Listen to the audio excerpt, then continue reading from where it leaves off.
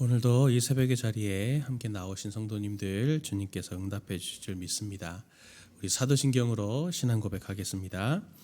전능하사 천지를 만드신 하나님 아버지를 내가 믿사오며 그 외아들 우리 주 예수 그리스도를 믿사오니 이는 성령으로 잉태하사 동정녀 마리아에게 나시고 본디오 빌라도에게 고난을 받으사 십자가에 못 박혀 죽으시고 장사한 지 사흘 만에 죽은 자 가운데서 다시 살아나시며 하늘에 오르사 전능하신 하나님 우편에 앉아 계시다가 저리로서 산 자와 죽은 자를 심판하러 오시리라. 성령을 믿사오며 거룩한 공예와 성도가 서로 교통하는 것과 죄를 사하여 주시는 것과 몸이 다시 사는 것과 영원히 사는 것을 믿사옵나이다. 아멘. 우리 찬송가 183장 찬송하겠습니다.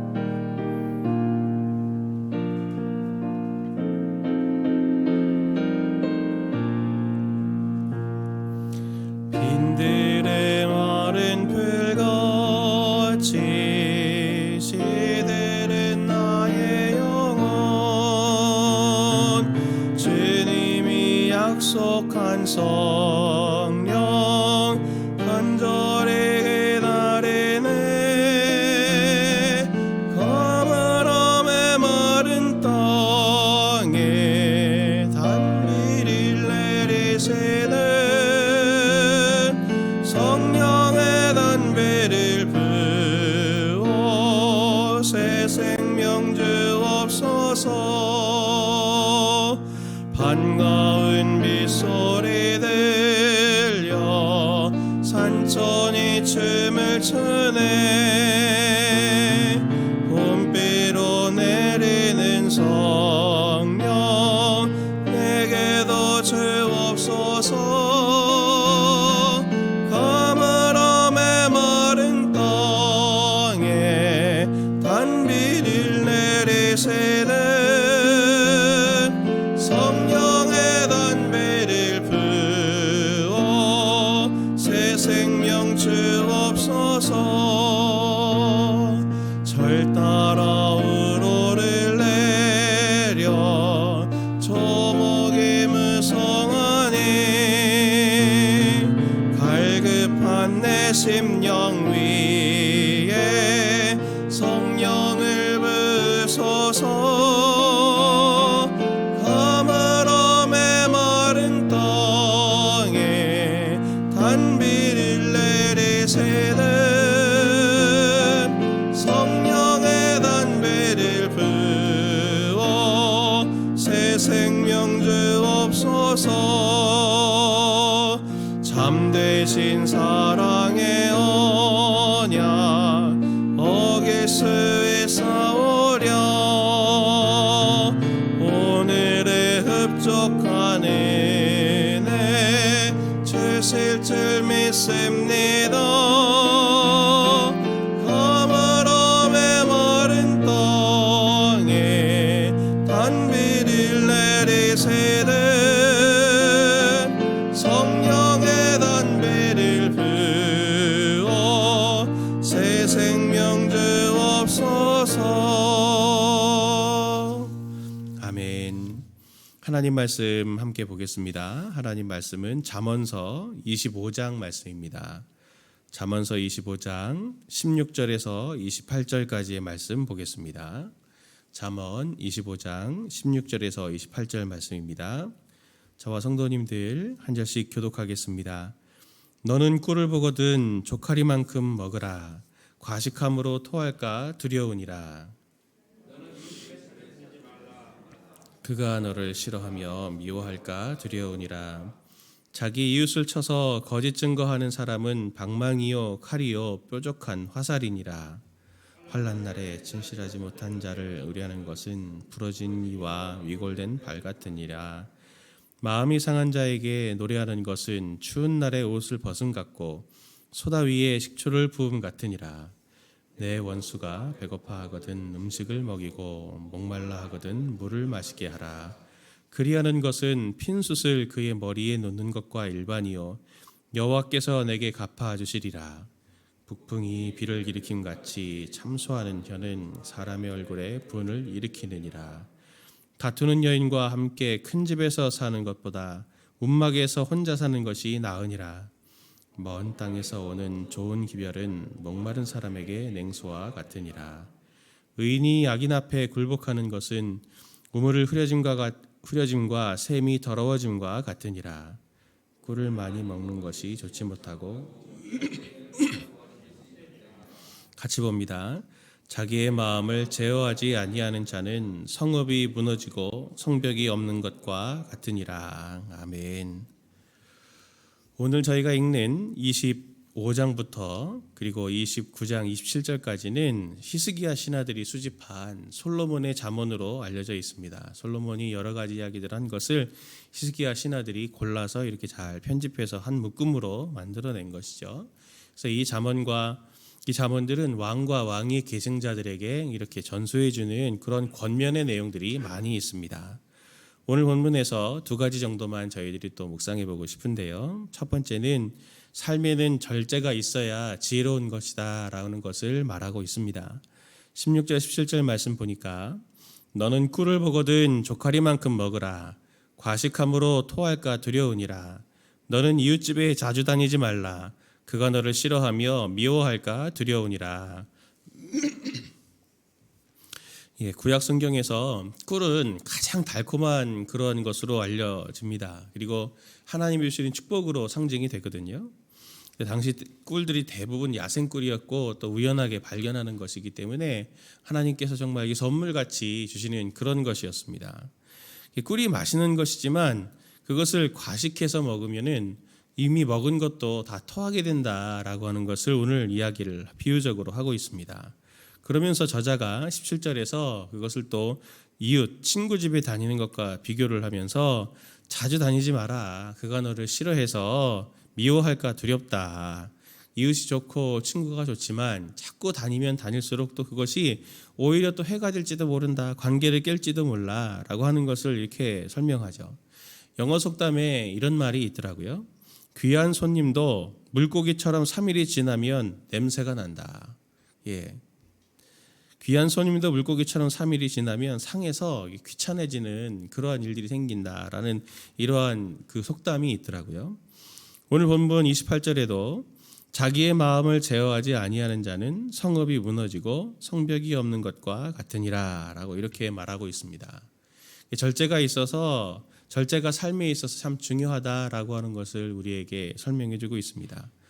아무리 좋은 것이라도 절제가 우리 가운데 없으면, 절제할 수 있는 능력이 없으면 그 끝은 만족이 아니라 모든 것들을 다 잃어버리게 되는, 이미 누리고 있는 것들까지도 다 토해내서 없어져 버리는 것처럼 다 잃어버리게 된다라고 하는 것을 설명하고 있습니다. 절제가 사실 굉장히 어려운 것이죠. 우리에게요. 인간의 욕심은 동서를 막론하고 또 옛날부터 지금까지 참 어려운 것이 바로 이 절제하는 것이었습니다. 이 욕심이라고 하는 것이 통제가 어렵기 때문에 더더욱 그런데요. 절제는 무엇인가를 누리고 있기 때문에 절제가 필요하다라고 하는 것입니다. 결핍이 있는 사람들에게 절제는 필요하지 않죠. 오히려 자신에게 재량권이 있고 그것을 내가 충분히 누리고 있을 때 거기에서 이게 권태가 오고, 그리고 그 권태를 잇고자 정도를 벗어나고 위치를 벗어나서 자꾸 범위를 넘어서 이렇게 자기 자리를 벗어나게 되는 것입니다. 처음에 꿀을 먹을 때는 너무 달콤하고 맛이 있죠. 그런데 한 숟갈 먹고 두 숟갈 먹고 세 숟갈 먹다 보면 처음에 먹었던 그 달콤함의 자극이 점점 무뎌집니다.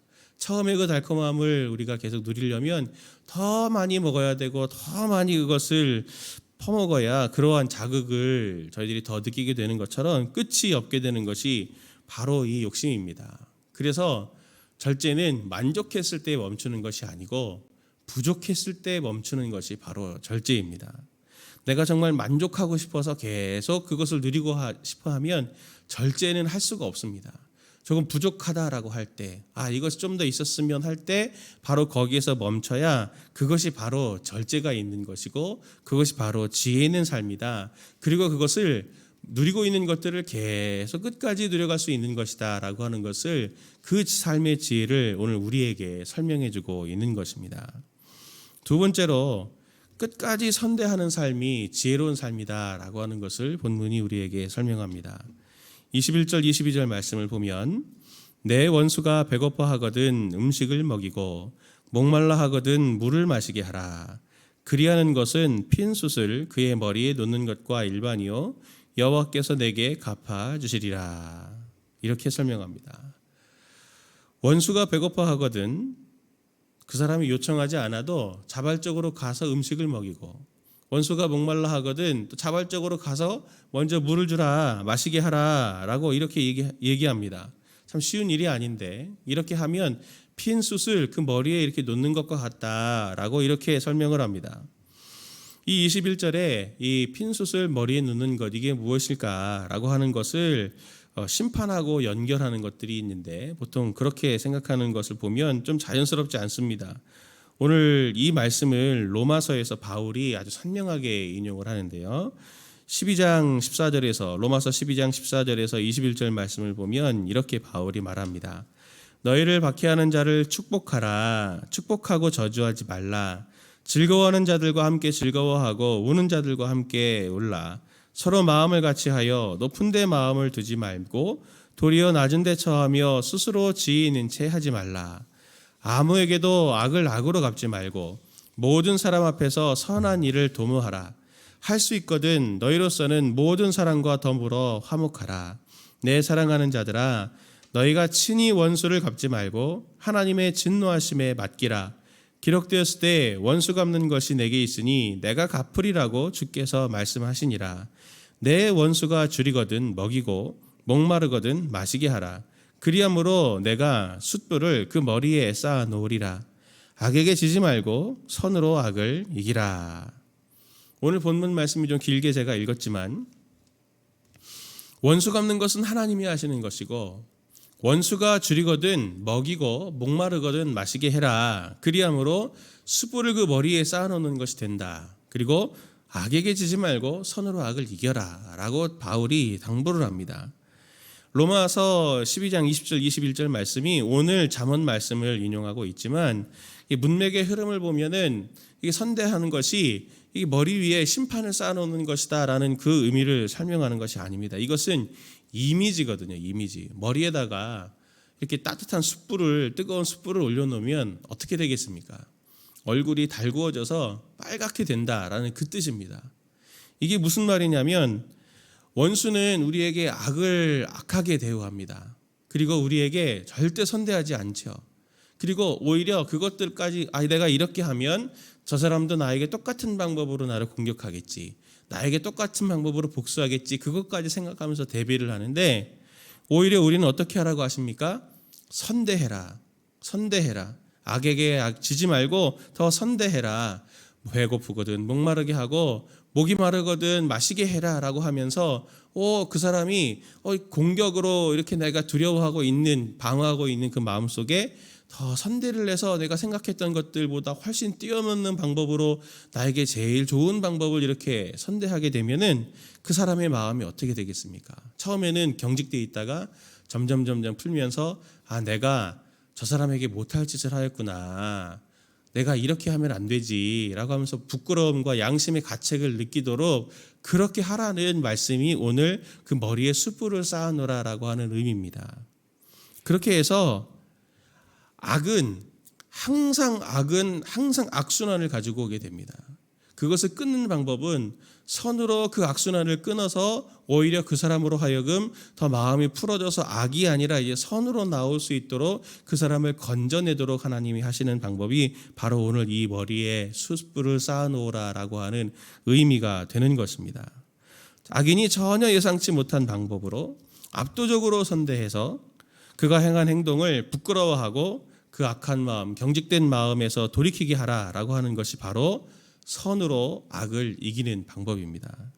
지혜가 있는 사람은 상대의 어떠한 것 상관없이 내가 해야 될 것을 해서 선대해야 할 것은 선대하고, 제가 자신이 해야 할 것을 통해서 사람들의 마음을 녹이고 악순환을 끊는 일들을 하는 사람입니다. 이것을 보여주신 방법이 바로 예수님의 십자가입니다. 마가복음 15장 39절 말씀 보면 이렇게 말합니다. 예수를 향하여 섰던 백부장이 그렇게 숨지심을 보고 이르되 이 사람은 진실로 하나님의 아들이었도다 하더라.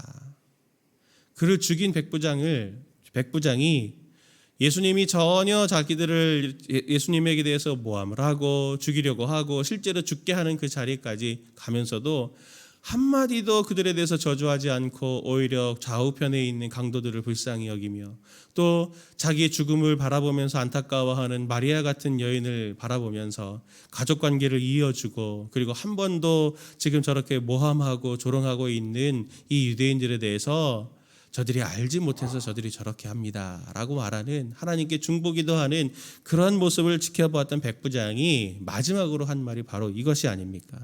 이 사람이 진실로 하나님의 아들이었도다. 이게 바로 선으로 악을 이기는 방법입니다.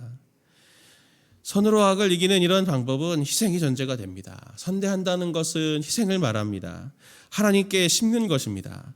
하나님이 그것을 헛되게 하지 않으시고 하나님은 그것을 반드시 기억하셔서 악한 자가 악한 행동한 것은 하나님께서 반드시 갚으시는 것입니다. 하나님이 하실 것은 하나님이 하시도록 두고 내가 해야 될 것은 내가 하겠다라고 하는 이러한 태도가 지혜 있는 태도라고 말하는 것입니다. 오늘 본문이 왕과 왕의 계승자들에게 주는 지혜의 말들이라고 말씀을 드렸습니다.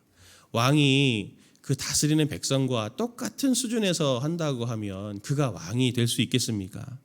공의를 세우기 위해서 눈은 눈으로 이는 이로 그렇게 공정하게 판결하는 것들은 분명히 필요하지만 훨씬 더 크고 폭넓은 인자라는 방법으로 이 땅을 다스려야 자기의 통치권 있는 이 나라를 다스려야 악으로 그것이 범람하지 않도록 보존하는 것이 되고 여전히 그 나라 가운데 공의가 서는 것이 되지 않겠습니까? 하나님이 오늘 우리에게 그렇게 하고 계시지 않습니까? 우리가 늘 하나님을 악하게 또 하나님 앞에 늘 악한 방법으로 하나님의 마음을 아프게 하고 주님을 떠나도 주님은 끝까지 인자와 자비를 우리에게 베푸시고 우리를 책망하지 않으십니다. 우리의 마음을 당신의 인자와 자비로 녹여서 내가 하나님의 마음을 아프게 하면 안 되지라고 해서 순종하는 자식이 되게 하시고 우리에게 늘 한결같은 사랑으로 우리를 품고 안으셔서 우리로 하여금 점점 더 주님을 닮아가는 성숙된 하나님의 백성으로 우리를 만들어 가시지 않습니까? 하나님을 사랑하게 하셔서 하나님을 신뢰하고 악에서 떠나 순종하는 자녀로 우리를 계속 빚어가고 계시지 않습니까? 우리가 닮아야 할 모습이 지혜로운 모습이 바로 이러한 모습입니다. 우리의 가족에게 내 사랑하는 아이들에게 그리고 내 사랑하는 남편과 아내에게 그리고 내 주변에 있는 다른 사람들에게 공명정대하게 나아가는 것이 그 사람들에게 꼭 도움이 되는 것이 아니고 오히려 인자와 자비로 저 사람들은 나에게 상처와 아픔을 주지만 나는 사랑과 인내로 그리고 인애로 그들에게 나아가겠다라고 하는 그런 모습을 통해서 정말 그들이 더 성장하게 되고 악을 떠나서 선으로 점점 나아가게 되는 그러한 하나님의 나라가 거기에 바로 구현이 되는 것입니다. 하나님이 우리를 가정과 일터에서 하나님의 왕권을 드러낼 사람들로 우리를 세우셨습니다. 오늘 우리가 하나님을 닮아서 끝까지 선대할 수 있도록 하나님 나머지 결과들은 하나님께 맡깁니다. 하나님께서 어떻게 하실지 모르겠지만 하나님께서도 분명히 심판하시고 하나님께서 그것을 갚으시겠지만 하나님 제가 해야 될 오늘 이 선대하는 것들을 놓치지 않겠습니다 라고 이렇게 말하는 우리가 될 수 있다면 하나님께서 우리를 통해서 하나님의 일들을 이루어 가실 것을 저는 신뢰합니다. 오늘 이 성도님들이 이 말씀을 가지고 오늘 하루의 삶에서 하나님을 닮아 승리하시는 하루 되시길 예수님의 이름으로 축원을 드립니다. 같이 기도의 제목들을 가지고 기도하겠습니다. 하나님, 주님께서 제게 주신 것들을 오래 누릴 수 있도록 내가 무엇을 절제해야 할지 알게 하여 주시고 절제할 수 있는 힘을 부어 주옵소서 기도해 주시고요. 또 나에게 인자와 자비의 마음 또 힘을 더 부어 주셔서 일상 속에서 끝까지 선대하는 주님의 자녀의 모습 나에게도 허락하여 주옵소서. 같이 이러한 기도의 제목들 가지고 기도하시다가 돌아가시겠습니다. 함께 기도합니다. 하나님 아버지, 저희들에게 은혜를 부어주셔서 하나님 절제할 수 있는 마음을 주시기를 원합니다. 이미 주님은 풍성한 것을 저희들에게 부어주셔서 누리게 하시는 하나님이실 때 하나님 우리가 무엇 때문에 만족하지 못하고 무엇 때문에 우리가 하나님 아버지 불만하며 힘들어하고 있습니까? 무엇을 절제해야 할지 알게 해 주시고 순종하는 마음으로